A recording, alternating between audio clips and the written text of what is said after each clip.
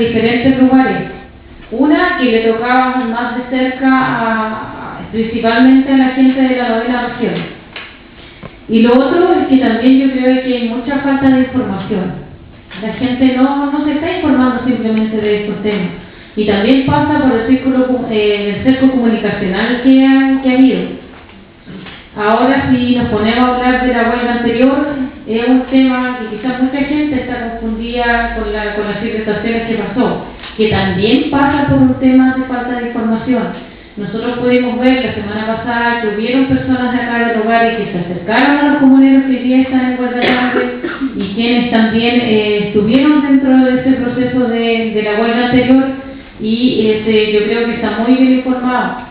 Y yo a las personas que tengan cualquier duda con respecto a lo que fue la huelga anterior, siempre lo he llamado a que se acerquen a los mismos precios y que pregunten qué pasó.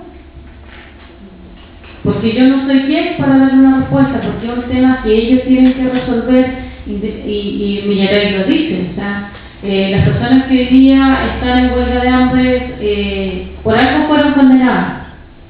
Hay que sumar y restar. Hay condenados 20-25 años, personas que quizás se dijo que habían negociado sus condenas, que iban a salir en libertad y todo eso, pero también pasa porque hay mucha influencia de algunos sectores que tratan de decir que nosotros fuimos los más beneficiados.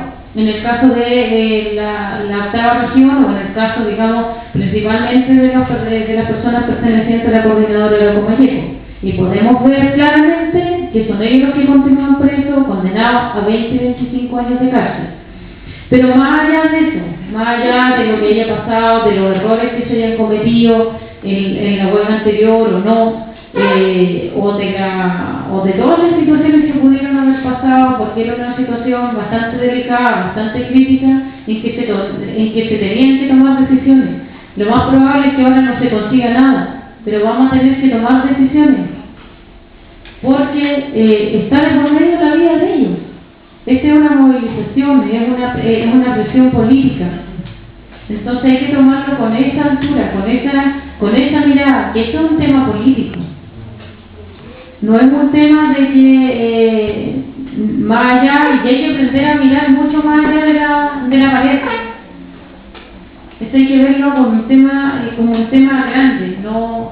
Y hay que empezar a distinguir quiénes son nuestros enemigos. Para mí no son los propios